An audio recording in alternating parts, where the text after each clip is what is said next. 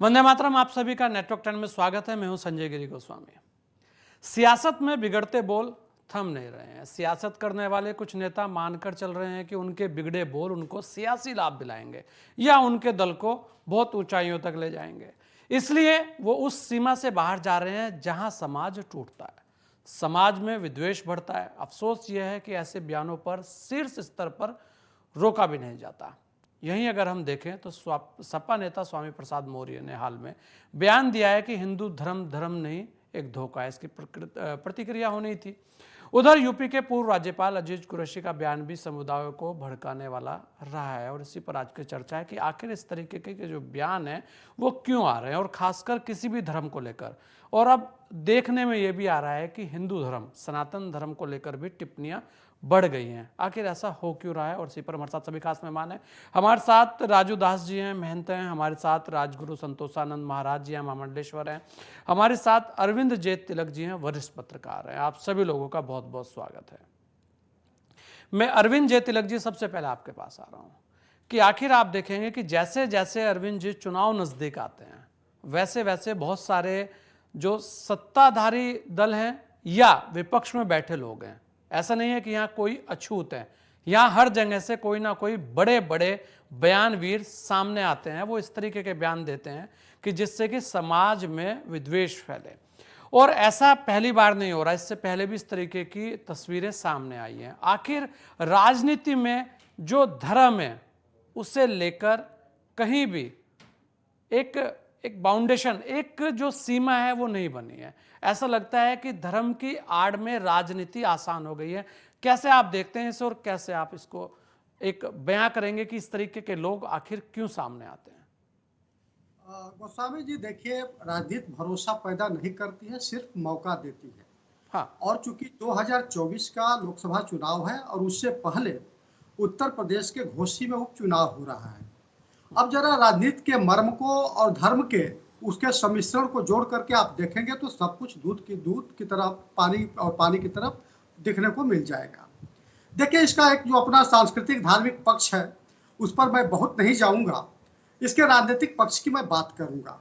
अखिलेश यादव जी, कितनी ये विडंबना है कि एक तरफ रुद्राभिषेक कराते हैं और दूसरी तरफ उनके पार्टी के जो उनके लेफ्टिनेंट है वह हिंदू धर्म को धोखा कहते हैं। 2 दिन पहले मैनपुरी में डिम्पल जी जो है कहती है कि मैं सनातनी हिंदू हूँ और हिंदू कोई विद्वेष की बात नहीं करता है, उसमें जो है प्रेम सौहार्द रहता है। मजेदार बात यह देखिए कि जो लोग समाजवाद का पट्टा झुलाए पड़े हैं, शायद वो डॉक्टर लोहिया को भी नहीं समझ पाते हैं, जिन्होंने कभी कहा था कि हे भारत माता, मुझे शिव का मस्तिष्क दो, कृष्ण का हृदय दो और राम का जो है मन और वचन दो। छोड़िए, इन सब बातों को भी हम छोड़ देते हैं। देखिए, दरअसल क्या है कि अखिलेश जी ने एक जो अपना पीडीए गठन किया है, पिछड़े दलित अल्पसंख्यक, इसका ही प्रयोग घोसी के उपचुनाव में होना है। कैसे होना है? वहां अपर कास्ट के लोग बहुत कम है।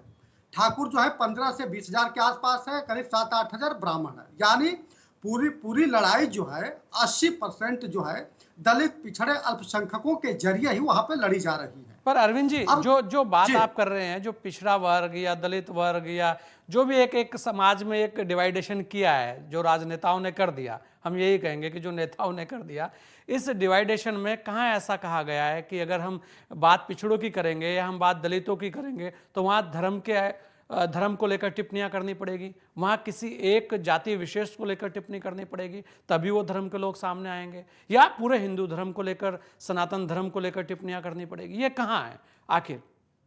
गोस्वामी जी, देखिए, समाज को जोड़ने का जो सबसे मूल तत्व होता है वह धर्म ही होता है जी।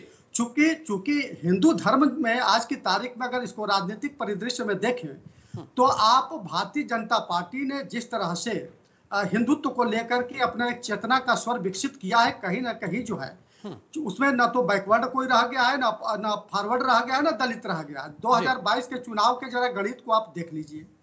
आप 66% भाजपा जो है बैकवर्ड क्लासेज का जो है वोट पाती है और समाजवादी पार्टी 26% पाती है। अच्छा, दूसरी चीज, समाजवादी पार्टी अपर कास्ट का, क्षत्रियों का जो है 7% और 6% ब्राह्मणों का पाती है। ये मान के चल रही है कि क्षत्रियों से, ब्राह्मणों से हमें बहुत कुछ मिलने वाला नहीं है। अब वो किस तरह से इस पिछड़े समाज को अपने साथ जोड़ा जाए, तो धर्म का वो जो है डंडा चला करके, धर्म को धोखा करके कुछ इस तरह का आप नैरेटिव गढ़ना चाहते हैं कि देखिए आप जिस हिंदुत्व के साथ खड़े हैं, बैकवर्डों को संदेश दरिए, वहां से आपको कुछ हासिल होने वाला नहीं है। वहां भारतीय जनता पार्टी आपको कुछ नहीं देगी। लेकिन मजेदार मैं बात एक बताता हूँ, पिछड़ों से 41 कुर्मी विधायक जीत के आए हैं, करीब 26 भाजपा के हैं, 26 लोधी जीत के आए हैं, 18 भाजपा के हैं, 19 जाटव जीत के आए हैं, 29 जीत के आए, 19 भाजपा के। यानी जो भाजपा ने पिछड़ों को, दलितों को स्पेस दिया है, वह बेचैनी जो है स्वामी प्रसाद मौर्य से लेकर अखिलेश जी को खाई जा रही है। पर यहाँ अरविंद जी ये भी तो है ना कि बात जब हिंदू धर्म की हो रही है तो अब तो यहाँ जाति रहती ही नहीं, क्योंकि जिसकी आप बात कर रहे हैं, पिछड़ों की बात हो या दलितों की बात हो, है तो सब हिंदू धर्म, है तो सब सनातन धर्म। लेकिन यहाँ तो अब धर्म की आड़ में अब तो जाति विशेष पर भी टिप्पणियां शुरू हो गई, अब तो धर्म पर भी टिप्पणियां शुरू हो गई। तो आखिर उससे राजनीतिक लाभ लेने की जो मंशाएं हैं वो क्यों? देखिए गोस्वामी जी, उत्तर प्रदेश को कभी जातियों का खौलता हुआ कुंड कहा जाता था। और जो है डॉक्टर लोहिया खुद कहते थे कि जाति एक ऐसी बीमा है जिसका प्रीमियम चुकाए बिना इससे लाभ कमाया जा सकता है। तो बहुत आसान होता है जातियों के वर्ग जो है सियासत को आगे बढ़ा करके सत्ता के कंधे पर सवार होना। मुलायम सिंह यादव 90 के बाद जो है जिस तरह से कमंडल और मंडल की राजनीति चली, लेकिन आज के दौर में जब पोस्ट कमंडल और पोस्ट मंडल की राजनीति चल रही है, एस्पिरेशन की राजनीति चल रही है, कास्ट लाइन जो था वो खत्म हो गया है, तो अब इनको ये लोग पुनः जो है उसी रास्ते पर आ करके और बड़े आसान तरीके से धर्म को केंद्र बिंदु में रख करके ब्राह्मणों के ऊपर हमला बोल करके ये चाहते हैं कि समाज को विध्वंस करके किस तरह से जो है अपने अम्ब्रेला के अंदर लाया जाए। अम्ब्रेला पर लाया जाए, ये अम्ब्रेला कौन सा है ये समझ में नहीं आ रहा। हमारे साथ राजू दास जी भी हैं, महंत हैं और बड़े तीखे बोलते हैं, और उनसे भी हम जान लेते हैं कि आखिर सनातन धर्म को लेकर जिस तरीके की टिप्पणियां आजकल आ रही हैं उसे वो कैसे देखते हैं। स्वामी जी आपका बहुत बहुत स्वागत है। एक तो आप ये देखिए महंत जी की बहुत सारी चीज़ें आजकल आप देखें कि हिंदू धर्म को लेकर खासकर ऐसा लगने लगा है कि जैसे सनातन धर्म हिंदू धर्म है, उस पर टिप्पणियां कर दी जाए तो शायद आपका जो एक प्रचार प्रसार है वो ज़्यादा हो जाएगा। इस तरीके की एक परंपरा सी चल पड़ी है। बीते दिनों में यह परंपरा बहुत हावी भी रही है, और जैसे जैसे चुनाव नज़दीक आएगा तब यहाँ पर इस तरीके की टिप्पणियां और ज़्यादा दिखेंगी। आखिर इस जो वर्तमान की राजनीति है, जिस तरीके से 2022 में चुनाव हुए, चुनाव के अंदर एक बड़ा मुद्दा था, वहाँ पर कोई धर्म विशेष की बात नहीं हुई, वहाँ पर केवल बात हुई कि कानून व्यवस्था दुरुस्त रहनी चाहिए, विकास होना चाहिए। लोगों ने वोट दिया ना। आखिर ऐसा क्यों लगता है कि अगर हम हिंदू धर्म पर या जाति विशेष पर टिप्पणियां करें तो शायद ज़्यादा वोट मिल जाएगा या मेरा ज़्यादा प्रचार हो जाएगा, या हमारे धर्म में जो सहनशीलता है वो ज़्यादा बढ़ गई है, शायद इसलिए सबको ऐसा लगता है कि जो चाहे वो कह दो। आप कैसे देखते हैं ऐसे लोगों को जो इस तरीके की टिप्पणी कर कर जो एक विद्वेष है वो फैलाने की साजिश रच रहे हैं? पहले तो मैं आपके चैनल को मंगल कामना देता हूँ, ढेर सारा आशीर्वाद देता हूँ, और आपका चैनल ऐसे दिन प्रतिदिन आगे बढ़े जी। विषय बहुत गंभीर है। आपने हमको 2-3 विषयों पर बोलने के लिए कहा है, तो आपसे विनम्र अपील है कि थोड़ा सा वक्त जरूर हमको दीजिएगा। बोलिए। हाँ। थोड़ा सा वक्त जरूर दीजिए। हाँ, बोलिए। विषय आप देख सकते हैं कि एक परिपाटी सी चल गई, क्या कि सनातन को टारगेट करो, सनातन संस्कृति को गाली करो, हिंदुत्व को बांटो, हिंदू को अलग परिभाषित कर दो, ये शोषित है, वंचित है, ये दवा है, ये कुचला है, ये सब हिंदू नहीं। ये ब्राह्मण लोग ब्राह्मणवाद फैलाते हैं, और ये इन्होंने ऐसा करके हिंदुओं को बांटने की साजिश की। कितनी दुख की बात है कि स्वामी प्रसाद मौर्य जी बीएसपी सरकार में वरिष्ठ मंत्री थे, उसके बाद बीजेपी में भी वरिष्ठ मंत्री रहे, समाजवादी पार्टी के गद्दावर नेता, उनकी बेटी बीजेपी की सांसद है। दुख इस बात की है कि जो जी में आए बोल दो। राजू दास क्या करेंगे, ज्यादा से ज्यादा बोलेंगे कि नहीं घेरना चाहिए, पीटना चाहिए, ऐसा करना चाहिए, वैसा करना चाहिए, बस हो गया। इसके अलावा कोई कुछ नहीं कर सकता सनातनी, क्योंकि हम सहिष्णु हैं। अगर एक शब्द बोल देंगे तो आप लग जा रहे बाबा को कैसे बोलता है, ये साधु का लक्षण है, ये साधु हो सकता है क्या? ये तो हिंदू धर्म को बदनाम करने वाला, ये ढकोसला करने वाला है। जिस प्रकार से स्वामी प्रसाद मौर्य जी ठीक है, आप बीजेपी का विरोध करिए, कांग्रेस का विरोध करिए, सपा का विरोध करिए, नीतियों बसपा का विरोध करिए। नहीं, बसपा का विरोध करिए, चलेगा, सब चलेगा। बीजेपी का मतलब भगवान राम नहीं होते, बीजेपी का मतलब सनातन संस्कृति नहीं होता, बीजेपी का मतलब हिंदू और हिंदुत्व नहीं होता, बीजेपी का मतलब ब्राह्मण नहीं, ठाकुर नहीं, मनवाद नहीं। अरे भाई, आप ऐसे करोगे क्या? ऐसे काम चलेगा क्या? तो मुझको लगता है स्वामी प्रसाद मौर्य सुदूर से मानसिक विक्षिप्त हो चुके हैं। भारतीय जनता पार्टी ने जिस प्रकार से शरीर जातिवादी मानसिकता के टाइप के नेतागणों का नेतागिरी को तोड़ दिया। आप देखिए माननीय अखिलेशुद्दीन जी को, मैं कहूंगा तो बुरा लगेगा कि आप कहोगे राजूदास जी एक संत होकर आप अखिलेशुद्दीन जी कह रहे हैं, ऐसा आपने क्यों कहा? मैंने इसलिए कहा अखिलेशुद्दीन जी, क्योंकि आप देखिए एक कौम, एक मजहब, एक संप्रदाय के बात करने वाले 6 बार उत्तर प्रदेश की जनता ने चुनाव हरा दिया। जो सबका साथ, सबका विकास, सबके विश्वास की बात नहीं करेगा। आप राजनीतिक दल के व्यक्ति हो, सनातनी जग चुके हैं, और सनातनियों को इस प्रकार से आहत करोगे तो आप सब दिन विपक्ष में ही रहोगे। और ऐसा समय आ जाएगा जब ऐसे अपशब्द का प्रयोग करोगे, ब्राह्मण के लिए हिंदू को झूठा बताना, हिंदू धर्म को काल्पनिक बताना, सनातन मतलब कुछ है ही नहीं है, ब्राह्मण मतलब ये बोगला पंथी है, ये लुटेरे हैं, ये डाकू हैं, ये समाज को बांटने का साजिश करते हैं, ये मनवादी हैं। जब आप अपशब्द का प्रयोग करोगे तो हिंदू क्या करेगा? हिंदू एकजुट हो जाएगा, एक एक गाय वाले को मुख्यमंत्री बना देगा, एक चाय वाले को प्रधानमंत्री बना देगा, और सब लोग झुंझुना बजाओगे। विषय बहुत गंभीर है। आप लूट पर, हत्या पे, बलात्कार पे, बेविचार पे, बेरोजगारी पे और शिक्षा पे, इस पर बात करो ना। आपको धर्म गुरु नहीं हो कि धर्म का ज्ञान दे रहे हो। अगर दम हो, शास्त्रार्थ करना हो, तो हमारे तमाम धर्म गुरु हैं, ठीक है। राजू दास से आपके विचार नहीं मिलते हैं, अच्छी बात है, राजू दास को दूर करो। राजू दास एक व्यक्ति गलत हो सकता है, ये भगवान चोला नहीं गलत हो सकता भाई। व्यक्तिगत राजू दास गलत हो सकते हैं, राजू दास के अंदर तमाम से दुर्गुण है, वो हो सकता है, लेकिन आप संतों को गाली दो, साधुओं को गाली दो। साधु कालेवी हैं, साधु राक्षस हैं, साधु ऐसे, ये नहीं चलेगा। बहुत दुख की बात है महोदय। गोस्वामी जी, गोस्वामी तुलसीदास जी के बारे में ऐसे अपशब्द का प्रयोग करना, रामचरितमानस फाड़ने की बात करना, रामचरितमानस अभी तत्काल में उन्होंने कहा, ज्यादा दिन नहीं हुआ, एक चैनल का कार्यक्रम था, उसमें उन्होंने कहा कि रामचरितमानस पर बैन लगना चाहिए, और रामचरितमानस नफरती ग्रंथ है। आप समझ सकते हो कि डेनमार्क में कार्टून बनता है, 9 के 9 पत्रकार मारे जाते हैं। मैं नुपुर शर्मा के बयान के साथ में नहीं हूं, लेकिन नुपुर शर्मा एक शब्द बोलती है, कई बेगुनाहों का सर कलम हो जाता है।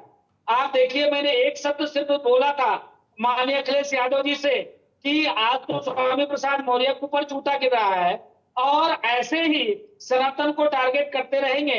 माननीय अखिलेश जी, आपके पार्टी के 2 नेता ने आवाज उठाया, वो भी 2 महिला सम्मान की आप बात करते हो, दोनों महिला थी, दोनों को पार्टी से बाहर कर दिया। आखिर स्वामी प्रसाद मौर्य के ऊपर कार्रवाई क्यों नहीं? रोज राजू दास का पुतला फूका जाता है, फोन करके लोग धमकी देते हैं। मैं सोचता था कि नुपुर शर्मा के साथ लोग ऐसे बोल रहे हैं, लेकिन अब महसूस होता है वो बेचारी महिला थी, तब मुझको लगता है उसके साथ दुर्व्यवहार हुआ।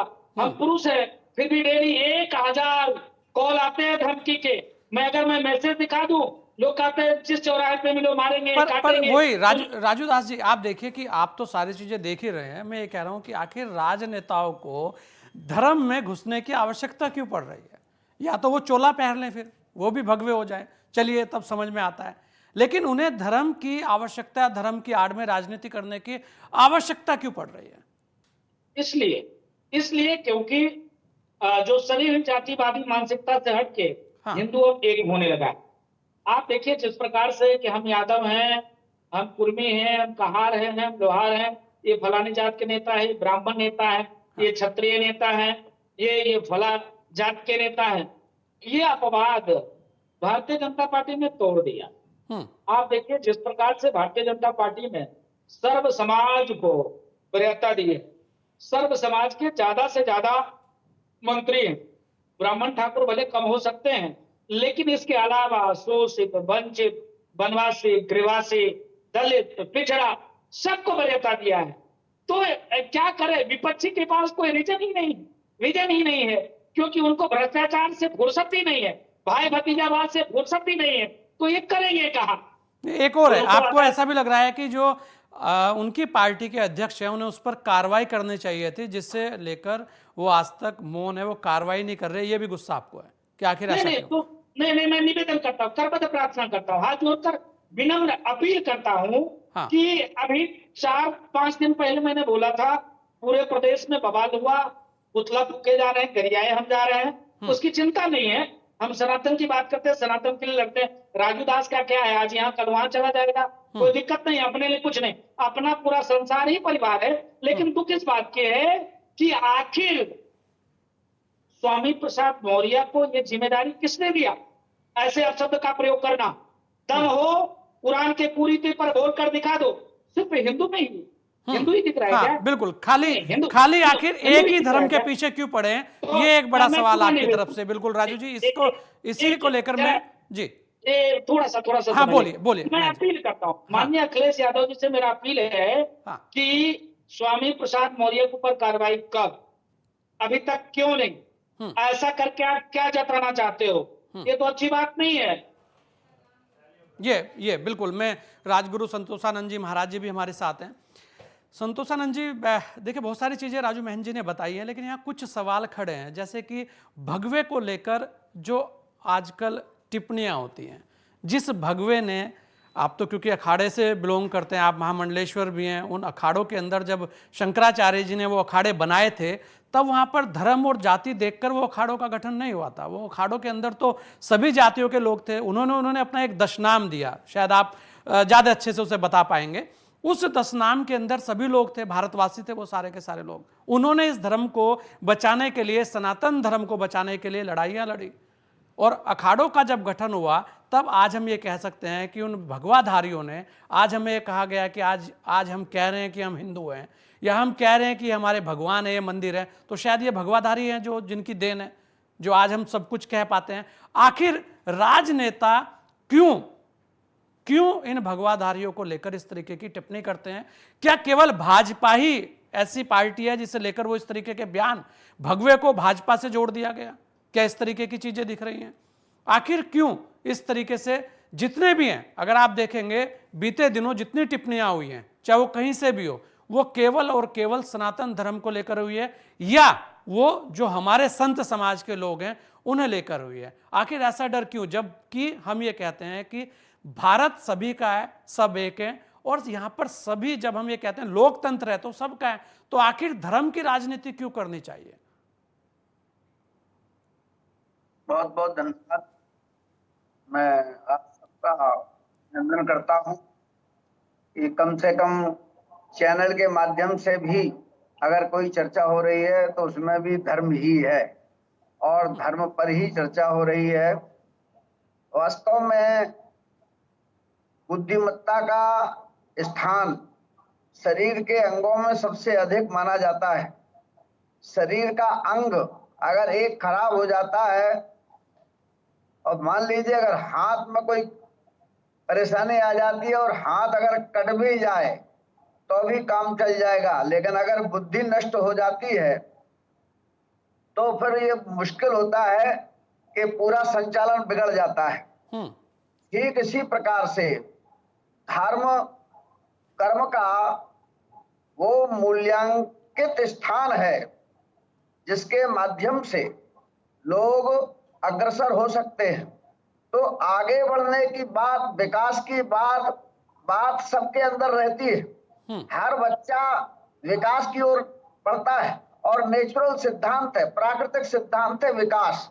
भ्रूण से जिस प्रकार से शरीर का निर्माण होता है, एक बीज से अंकुरण जिस प्रकार से होता है, तो जिस तरह से क्रिया जो होती है, कर्म जो होता है, उसका संबंध धर्म से जुड़ा रहता है।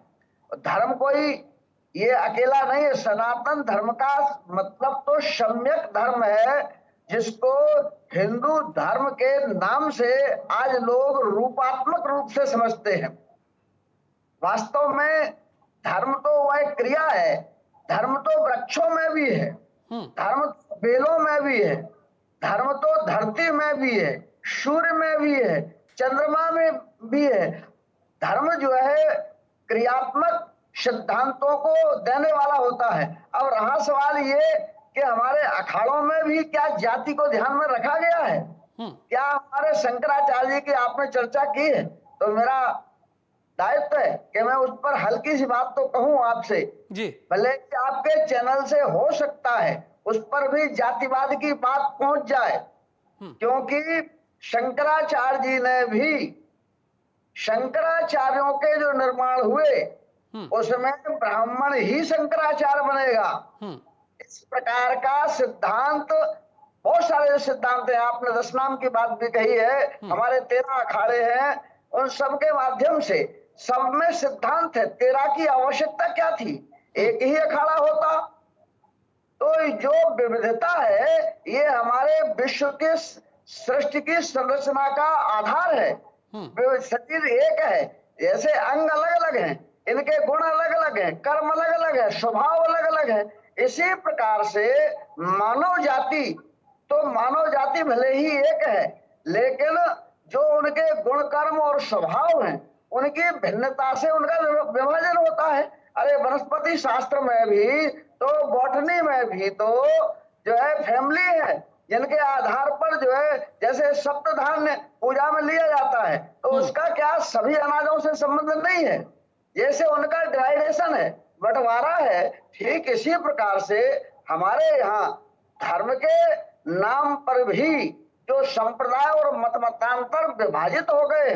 सनातन धर्म के बाहर कोई भी धर्म, किसी भी प्रकार का धर्म नहीं है, वह केवल एक प्रवाह में से बहने वाली एक शाखा है। अब सवाल यह है कि सर्वः सर्वण जानाति, सभी सब नहीं जानते। इस कारण से जो लोग कम पढ़े लिखे हैं उसका अर्थ न ब्राह्मण से है न किसी अन्य जाति से है।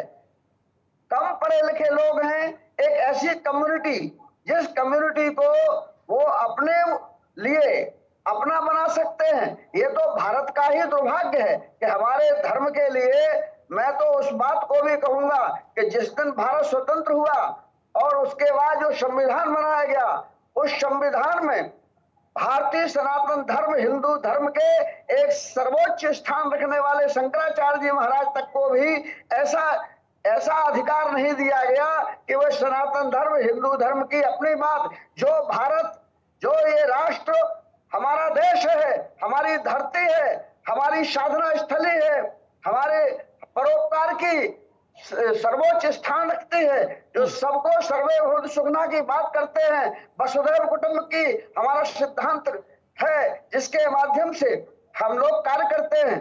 लेकिन लोग उनको इकट्ठा करना चाहते हैं विरोधाभासी बात कहकर।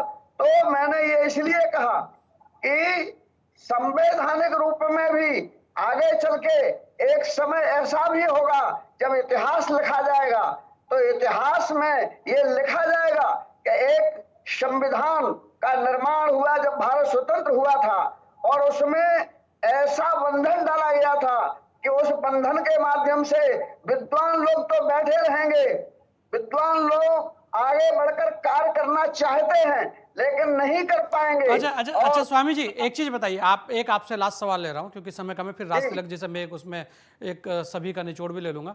केवल इतना कि आखिर क्या आपको ऐसा लगता है कि जो हिंदू धर्म है या सनातन धर्म है या धर्म है, किसी का भी धर्म है, धर्म की राजनीति आसान है अपने आप को चमकाने के लिए, इसलिए ये सब आगे बढ़कर इस तरीके का काम करते हैं? भारत धर्म प्रधान देश है।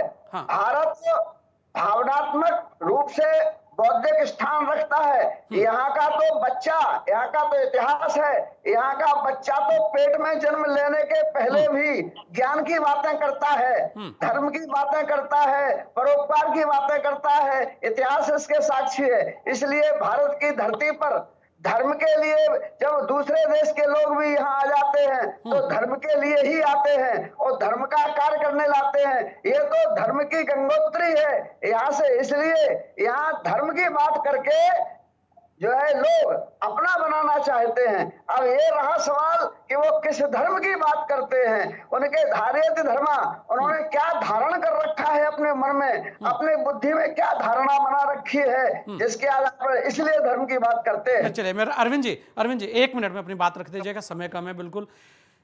वर्तमान की स्थितियों में क्या आपको लगता है कि भारतीय जनता पार्टी का जो चेहरा रहा है, ये ऐसा कहा गया है कि भाई वो कहीं ना कहीं हिंदुत्व को लेकर आगे बढ़ती है, तो सबको ऐसा लगने लगा कि अगर हम हिंदू धर्म के साथ या किसी और धर्म को या धर्म में एक बंटवारा कर या जातियों में बंटवारा कर दें तो शायद उनका कुछ भला हो जाए, इस वजह से इस तरीके की चीज़ें हो रही हैं। इस तरीके से चाहे वो ब्राह्मणों को लेकर टिप्पणी हो या वो पूरे सनातन धर्म को लेकर टिप्पणी हो या वो पूरे हिंदू धर्म को लेकर ये कहा जाए कि ऐसा कुछ नहीं है, या गोस्वामी तुलसीदास को लेकर टिप्पणी हो, शायद ये बिल्कुल गोस्वामी जी आप सही करें। देखिए 90 से लेकर के 2014 से पहले आप देख लीजिए, पूरी तरह से जाति गुटबंदी मोर्चाबंदी के जरिए सियासत की लड़ाई लड़ी गई। जाति अस्मिता के खोल में जातियों को रख करके उनके निष्ठाओं को जोड़ करके सियासतदानों ने अपनी रोटियां सेकी। लेकिन 2014 के बाद देखिए जिस तरह से भारतीय जनता पार्टी ने जो है जातियों को बल्कि खत्म करने की कोशिश के साथ जो है हिंदुत्व की अस्मिता के साथ जोड़ने की कोशिश की और उसको जो है राष्ट्रवाद से जोड़ा। कहीं ना कहीं जो है विपक्षी दलों को लगने लगा कि जो जिस तरह से हिंदुत्व के आभा मंडल में संपूर्ण हिंदू जातियां समाहित हुई है, हमारे लिए खतरा है।